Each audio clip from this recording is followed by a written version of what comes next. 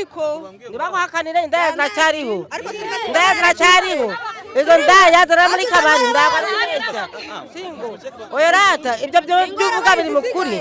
izi ndaya mandarize kuri abana bashumba arahari ni ubukobwa bugimbutse ni kwa kunda barutwara nyine dutoya wabuje nko kumutere turi nkumuterese bamfunga iyo bavuyeyo bamwe ibyo bimogi byabo baragenda bagafata umuntu bakamutemagura batagira imbabazi ndabagira ngo runaka yarabyaye ndimamenye umusore nguyu ndabanye umukobwa nguyu bagera ku mukecuru ngange bakanjinga mu mwanana. Karere ka Gasabo mu murenge wa Rusororo bamwe mu baturage bavuga ko babangamiwe n'utubari dukora amasaha 28 kuri 28 bakavuga yuko tuno tubari tuzamo abana babangavu bakiri batonya ugasanga bahamagaye abagabo babaruta ugasanga baraye babasambanya ijoro ryose aba bana bikabakuriramo indwara zidakira zirimo sida imitezi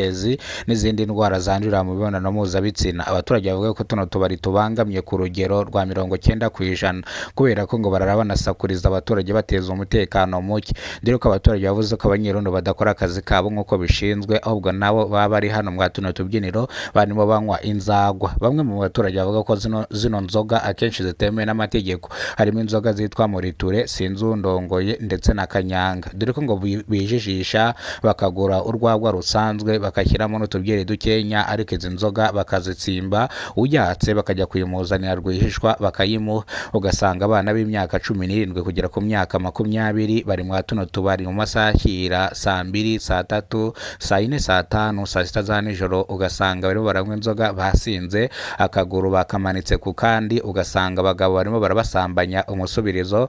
banabasambanyiriza hanze babashukishije amafaranga angana n'ibihumbi 2 kuzamuka kugera kuri 3 no kuva kuri senyisa ukugera ku gihumbi ubona umwana w'umukobwa wo kwirongorera nawe ugafata ku musubagege. Bamwe mu baturage bavuga yuko aba bana barara mu tubari bakarara babarongora babasambanya bwacya mu gitondo aba bana ugasanga babaye ibyatsi bazinywa nijoro bagasinda mu gitondo bivuze ngo birirwa baryamye umunsi wose ugasanga igicuko kiranike bongeye gusubira muri twa tubari bagiye gusambana. Bamwe mu baturage bavuga ko harimo abakobwa babigize umwuga bakabyuka boza akarenge bagategereza yuko amasaha agera barangiza bakajya mu tubari abagabo bakaza bakabagura bakabahereza udufaranga twinica nikize ugasanga baraye babasambanya ijoro ryose ndetse abana mu gitondo rimwe na rimwe akaba rugo batanga ikirego kuri RIB yuko bafashwe ku ngufu kandi abo bafashe ku ngufu ntibabamenye abo ari bo bikarangira bipfuye ubusa.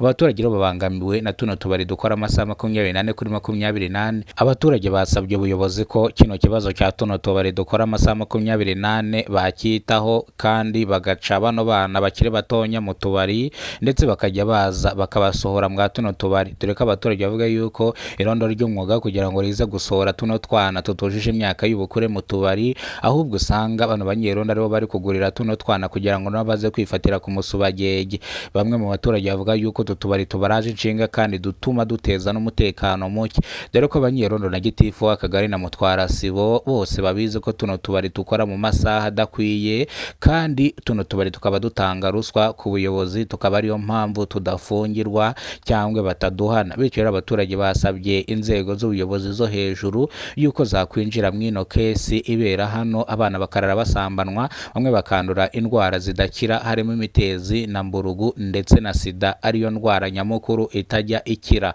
Bamwe mu baturage bavuga yuko rero abanyerondo kugira ngo tuno twana badusore mu tubari ahubwo batwinjiza mu tubari ugasanga ahubwo bana banyerondo nibo bari gushaka abagabo bari buryamanira tuno twana kugira ngo bana banyerondo nabo babyungukiremo. Iyi ni inkuru yababaje abanyarwanda benshi, ni inkuru yashenguye imitima ya benshi, iyi nkuru yahamuye benshi abandi barwara imitima. Ubwo umunyamakuru yahamagaraga umuyobozi w'akagari gitifu w'akagari abamubaza kubijyanye na tuno tubari dukora amasaha 28 yavuze yuko ibingibi atabizi kandi agiye kubikurikirana ndetse utubari dukora amasaha 28 tugahagarikwa kandi ikindi nabo bana bajya mu tubari nabo bagiye gukora iperereza bamenye se utubari dukora iki, ese inzoga ducuruza ziremewe n'amategeko, ese utubari dufungura sangahe dufunga sangahe, ese twakira abana bujuje imyaka y'ubukure cyangwa twakira abana batuje batujuje imyaka y'ubukure. Ibi ngibi nibyo gitifu yavuze ko agiye kugenzura, kandi yatanze icyumweru kimwe kuba amaze kubishyira ku murongo ikibazo kinonosotse.